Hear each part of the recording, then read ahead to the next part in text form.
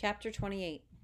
Although my grades were very good, I had been put up 2 semesters on my arrival from stamps. I found myself unable to settle down in the high school. It was an institution for girls near my house, and the young ladies were faster, brasher, meaner, and more prejudiced than any I had met at Lafayette County Training School.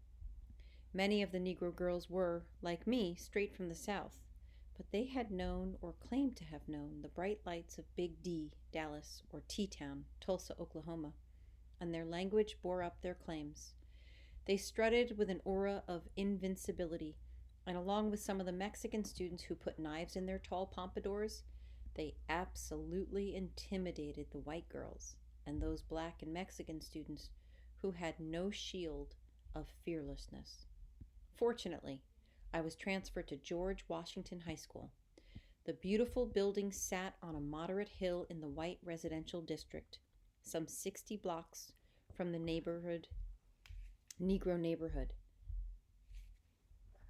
For the first semester, I was one of 3 black students in the school, and in that rarefied atmosphere, I came to love my people more.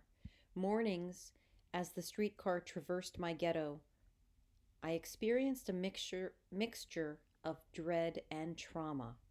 I knew that all too soon we would be out of my familiar setting, and blacks who were on the streetcar when I got on would all be gone, and I alone would face the 40 blocks of neat streets, smooth lawns, white houses, and rich children.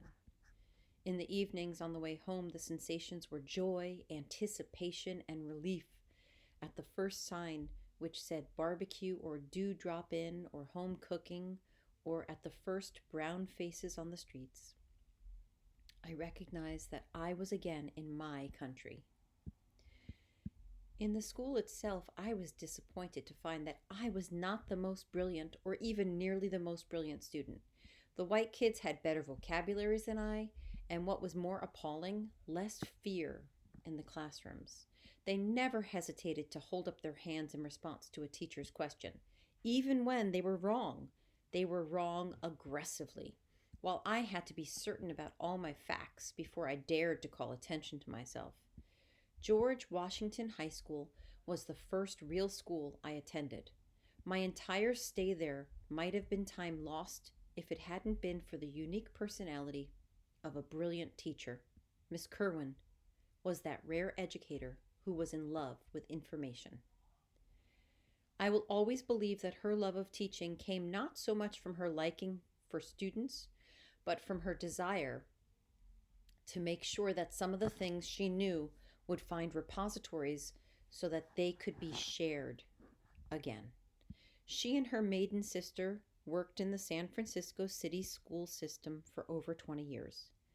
My Miss Kerwin, who was a tall, florid, buxom lady with battleship gray hair, taught civics and current events.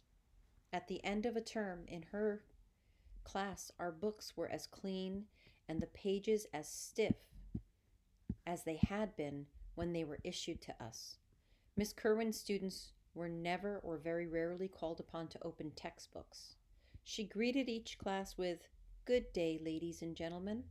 I had never heard an adult speak with such respect to teenagers. Adults usually believe that a show of honor diminishes their authority.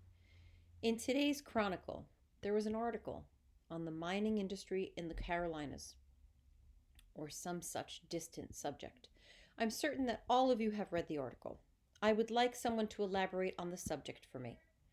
After the first 2 weeks in her class, I, along with all the other excited students, read the San Francisco papers, Time magazine, Life, and everything else available to me. Miss Kerwin proved Bailey right. He had told me once that all knowledge is spendable currency, depending on the market. There were no favorite students, no teachers' pets. If a student pleased her during a particular period, he could not count on special treatment in the next day's class. And that was as true the other way around. Each day she faced us with a clean slate and acted as if ours were clean as well. Reserved and firm in her opinions, she spent no time in indulging the frivolous. She was stimulating instead of intimidating. Where some of the other teachers went out of their way to be nice to me, to be a liberal with me, and others ignored me completely, Miss Kerwin never seemed to notice that I was black, and therefore different. I was Miss Johnson, and if I had the answer to a question she posed, I was never given any more than the word correct, which was what she said to every other student with the correct answer. Years later, when I returned to San Francisco, I made visits to her classroom. She always remembered that I was Miss Johnson, who had a good mind and should be doing something with it. I was never encouraged on those visits to loiter or linger about her desk. She asked as if I must have had other visits to make. I often wondered if she knew she was the only teacher I remembered. I never knew why I was given a scholarship to the California Labor School. It was a college for adults, and many years later I found that it was on the House Un American Activities list of subversive organizations. At 14, I accepted scholarship and got one for the next year as well. In the evening classes, I took drama and dance along with white and black grown ups. I had chosen drama simply because I liked Hamlet's soliloquy beginning, to be or not to be. I had never seen a play and did not connect movies with the theater. In fact, the only times I had heard the soliloquy had been when I had melodramatically recited it to myself in front of a mirror. It was hard to curb my love for the exaggerated gesture and the emotive voice. When Bailey and I read poems together, he sounded like a fierce Basil Rathbone, and I like a maddened Betty Davis. At the California Labor School, a forceful and perceptive teacher quickly and unceremoniously separated me from melodrama. She made me do 6 months of pantomime. Bailey and Mother encouraged me to take dance, and he privately told me that the exercise would make my legs big and widen my hips. I needed no greater inducement. My shyness at moving clad in black tights around a large empty room did not last long.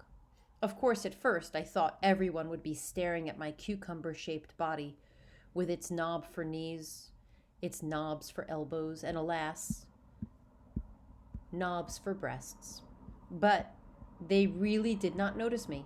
And when the teacher floated across the floor and finished in an arabesque, my fancy was taken. I would learn to move like that. I would learn to, in her words, occupy space. My days angled off Miss Kerwin's class, dinner with Bailey and Mother, and drama and dance. The allegiances I owed at this time in my life would have made very strange bedfellows.